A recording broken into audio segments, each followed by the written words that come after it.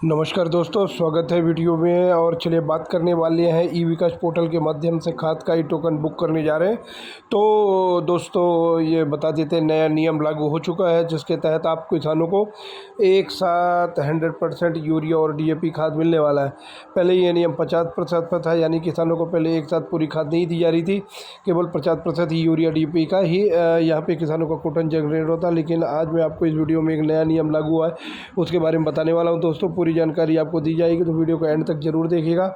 इसके अलावा token book करने का कब कर लेना है और किस तरीके से आपको इसमें जो आपके सवाल है उसके आंसर मैं आपको करने वाला, तो एंड तक जरूर देखिएगा। और चैनल सब्सक्राइब नहीं किया तो चैनल को सब्सक्राइब कीजिएगा। फेसबुक पेज को फॉलो नहीं किया तो फेसबुक पेज को फॉलो कर लीजिएगा। बारिश में जो फसल बोई जानी है, सोयाबीन, मक्का, इनके लिए खाद का टोकन बुक होना शुरू हो चुका है, जिसमें यूरिया, डीएपी और 100% किसानों का नया नियम लागू कर दिया गया है। तो बिना देरी किए मैं आपको बताता हूं कि क्या नया नियम और किस तरह से आप 100% खाद अपना प्राप्त कर सकते हो।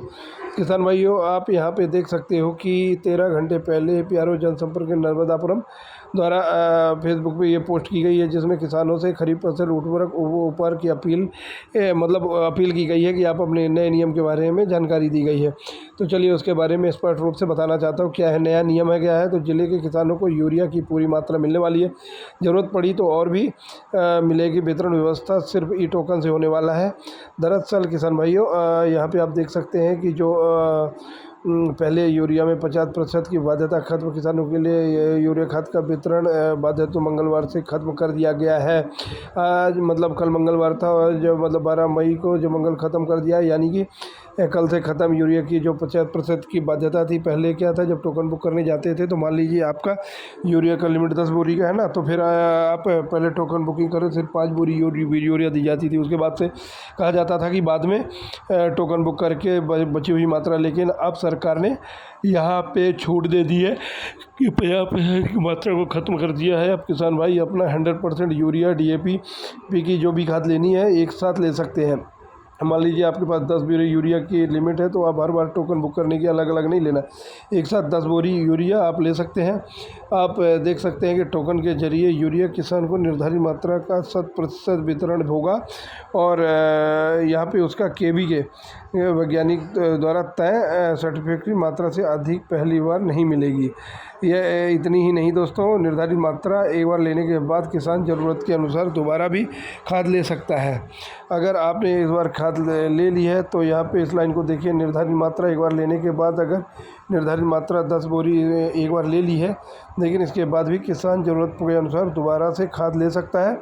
लेकिन वितरण की व्यवस्था सिर्फ ई टोकन के जरिए ही होगा। खाद तो आपको मिल जाएगा, लेकिन उसके लिए भी ई विकास पोर्टल पे जाकर ई टोकन बुक करना होगा। ई टोकन बुकिंग के माध्यम से ही आपको दोबारा खाद मिलने वाली है। तो ये समस्या बहुत किसानों को थी, और मन में सवाल था कि किसानों के कि हमें ज़्यादा ज़रूरत लगे कि हमारी खाद के, जैसे मैंने बहुत सारे ऐसे खेत हैं।